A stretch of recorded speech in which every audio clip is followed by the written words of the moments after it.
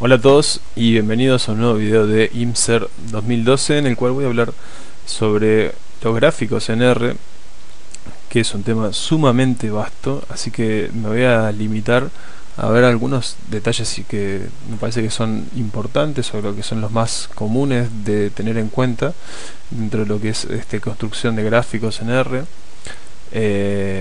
Una de las cosas que tiene R es que es muy bueno para hacer gráficos.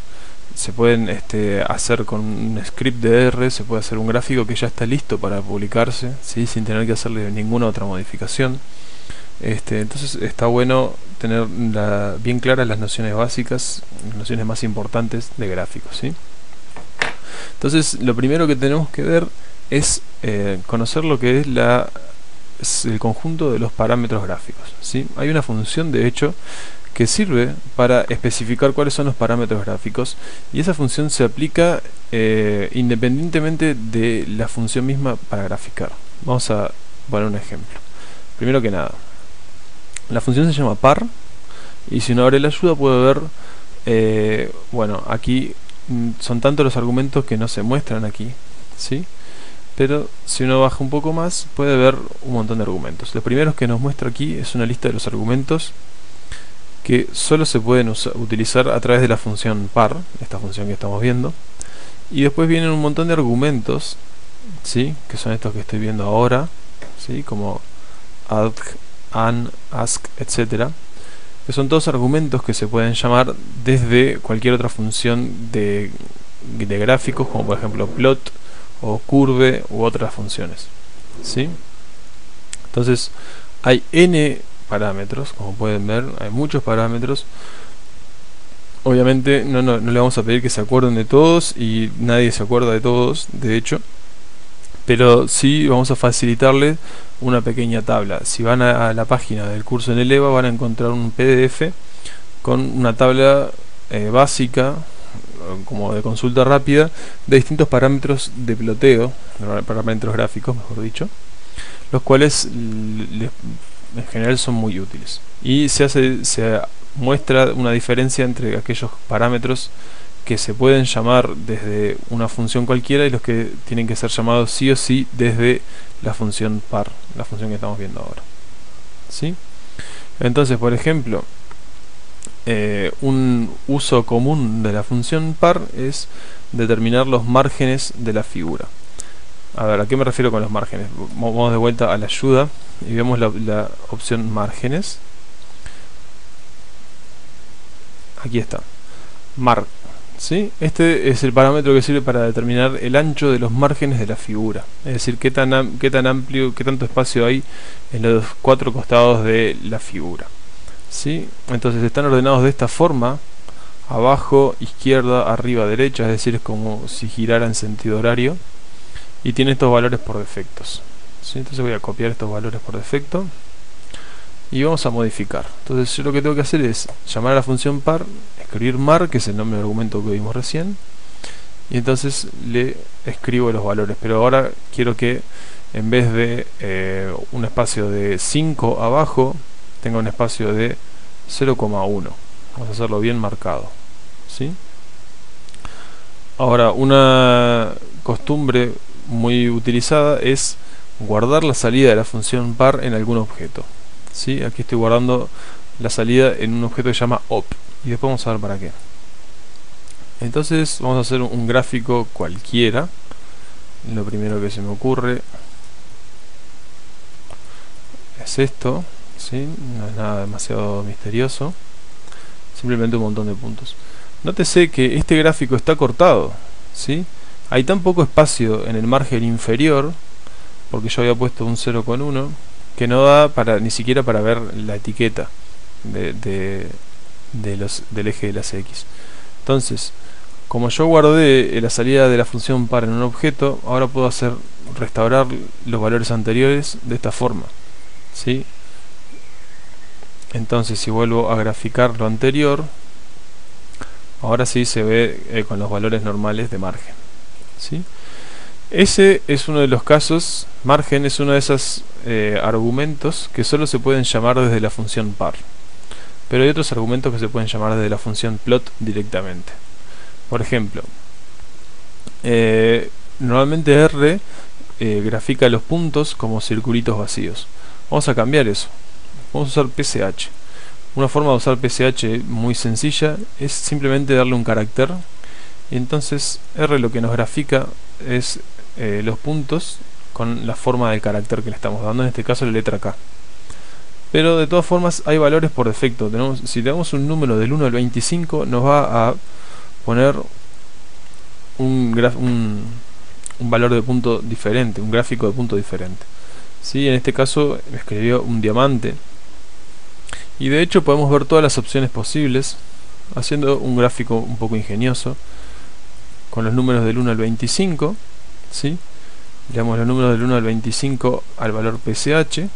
¿Sí? Entonces nos va a graficar todo lo de las variantes posibles de los puntos.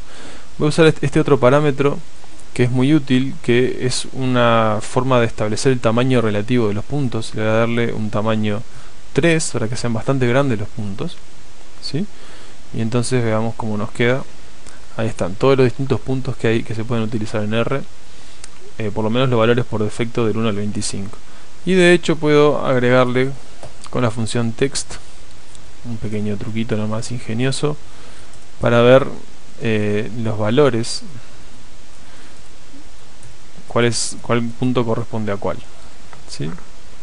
De hecho esta figura la vamos a poner disponible también en el EVA. ¿Sí?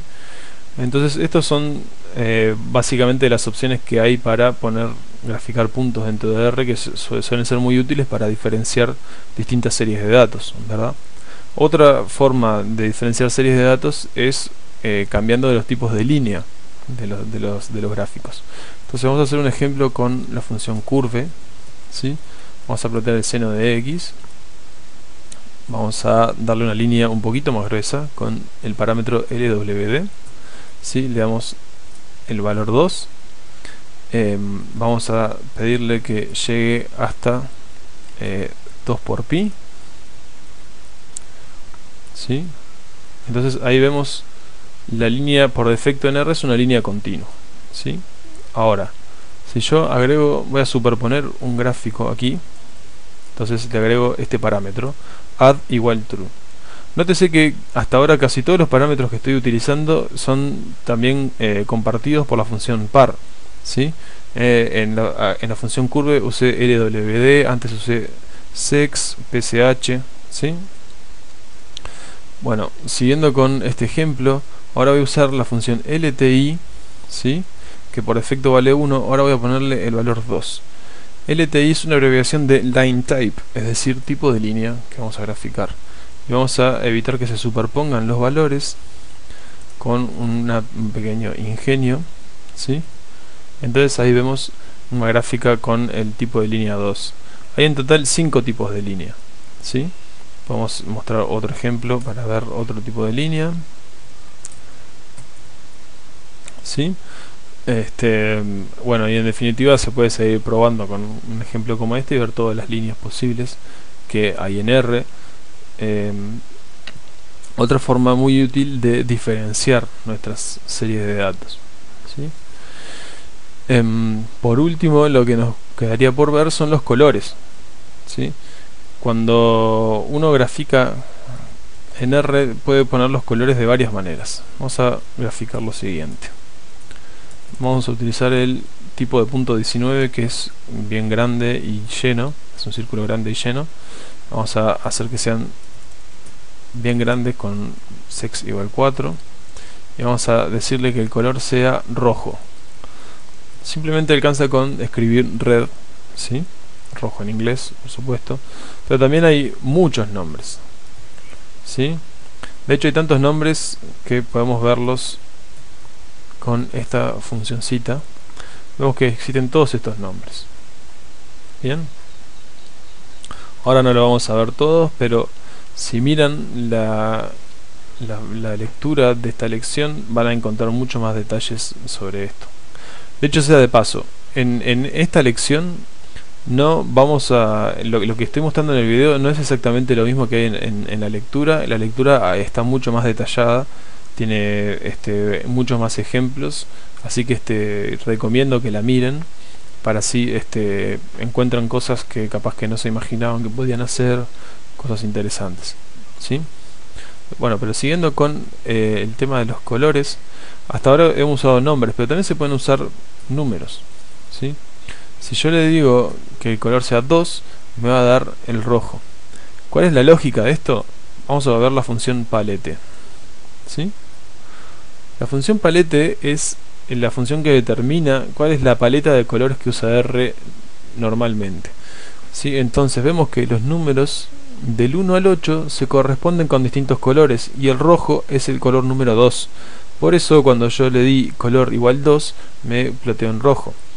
Vamos a ponernos todos los colores. Vamos a poner del 1 al 8 y ahí vemos toda la paleta existente en este momento en el R, ¿sí? Ahora podemos modificar la paleta, ¿sí? Si nosotros queremos que los colores sean 3, vamos a poner que sean el rojo, el violeta, ¿sí? Y el naranja. Bien, entonces ahora si volvemos a graficar vamos a tener esos 3 colores y como hay más puntos que colores se repiten los colores, ¿sí?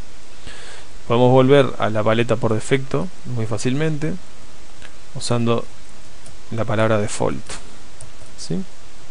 Bueno, entonces la forma de modificar la paleta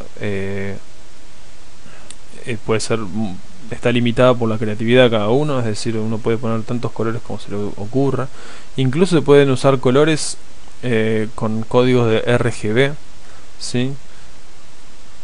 Por ejemplo, si yo escribo lo siguiente, ¿sí? Esto es un código RGB, ¿sí? 5D, 5E, D6. Bien, pueden visitar páginas web que sirven para para elegir colores y darles el código RGB si ustedes se sienten con muchas ganas de buscar colores. Incluso en la lectura se recomienda una página, por ejemplo, ¿sí?